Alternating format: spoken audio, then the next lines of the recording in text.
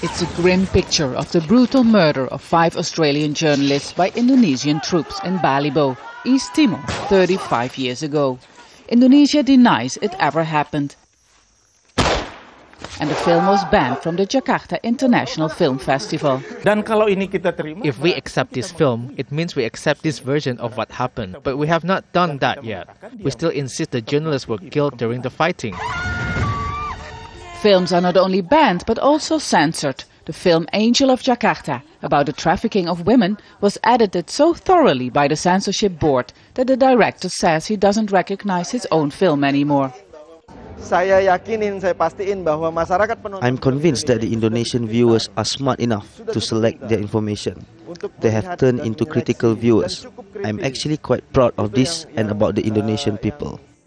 Still, the censorship board insists that Indonesian viewers need to be protected, not only against political and religious controversies, but also against pictures and language that can upset them. Many people ask why we just don't abolish the censorship board, but the government and the Supreme Court have decided that we are still needed. Can you imagine the kind of films made these days? Can you imagine if we are not there to censor them anymore? It's not just films that are facing the censor's wrath. Books are increasingly being banned. One of the few places to find them is this library of human rights organizations. Among the 5 books banned in 2009, works about religion and bloody events in 1965, when former dictator Suharto took power. It's true that there's a gap between the image that Indonesia wants to promote abroad as a human rights and democracy defender with what is actually happening in the country itself. In protest at the ban, John Rusa, the writer of the book about Suharto's alleged coup d'etat, decided to make his book available as a free download on the internet. Banning a film in Indonesia doesn't mean that nobody can see it. I actually bought this pirated copy of the Balibo film in a mall.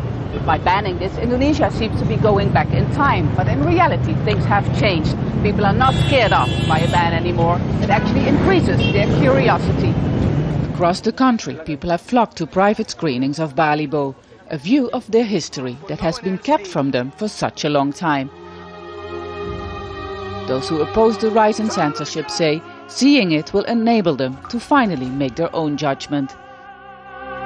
Vaessen, Al Jazeera, Jakarta.